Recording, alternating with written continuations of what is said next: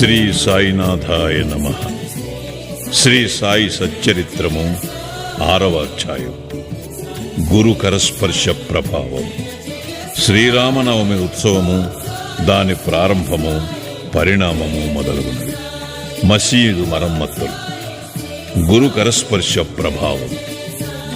సంసారమును సాగరములు జీవుడనడి ఓడను సద్గురుడే సరంగు అయి నడుపునప్పుడు అది సులభముగను సురక్షితముగను గమ్యమును చేరును.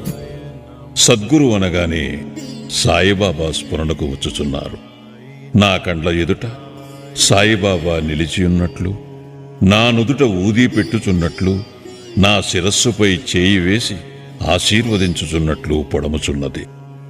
నా మనస్సు సంతోషముతో నిండిపోయి కండ్ల నుండి ప్రేమ పొంగి పొరలుచున్నది. గురుహస్తస్పర్శ మహిమ అద్భుతమైనది. ప్రళయాగ్నిచే కూడా కాలనట్టి వాసనామయమైన సూక్ష్మ శరీరము గురు కరస్పర్శ తగులగనే భస్మమైపోవును.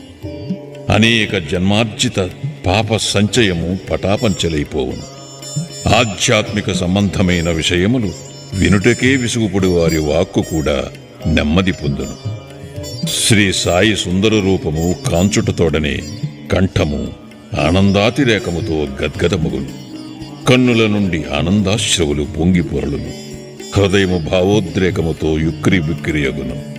నేనే తానును పరబ్రహ్మ స్వరూపమును స్ఫురణ మేల్కొని ఆత్మసాక్షాత్కారానందమును కలిగించును. నేను నీవు అను భేదభావమును తొలగించి బ్రహ్మైక్యానుభవమును సిద్ధింపచేయును. నేను వేద పురాణాది సద్గ్రంథములు చదువునప్పుడు నా సద్గురుమూర్తియే అడుగడుగునకు జ్ఞప్తికి వచ్చుచుండును. నా సద్గురువైన శ్రీ సాయిబాబాయే శ్రీరాముడిగా శ్రీకృష్ణుడిగా నా ముందు నిలిచి తన లీలలను తామే వినిపింపచేయునట్లు తోచును.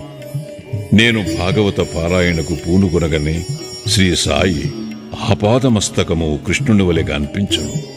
భాగవతము ఉద్ధవ గీతయు తామే పాడుచున్నట్లు అనిపించును. ఎవరితోనైనా సంభాషించుచున్నప్పుడు సాయిబాబా కథలే ఉదాహరణముగా నిచ్చుటకు జ్ఞప్తికి వచ్చును. నాకై నేను ఏదైనా వ్రాయు తలపెట్టినచో ఒక మాటగాని వాక్యముగాని వ్రాయుటకు రాదు. వారి ఆశీర్వాదము లభించిన వెంటనే రచనాధార అంతులేనట్లు సాగును. భక్తునిలో అహంకారము విజృంభించగానే బాబా దానిని అణచివేయును. తన శక్తితో వాని కోరికలను నెరవేర్చి సంతుష్టి చేసి ఆశీర్వదించును. సాయి పాదములకు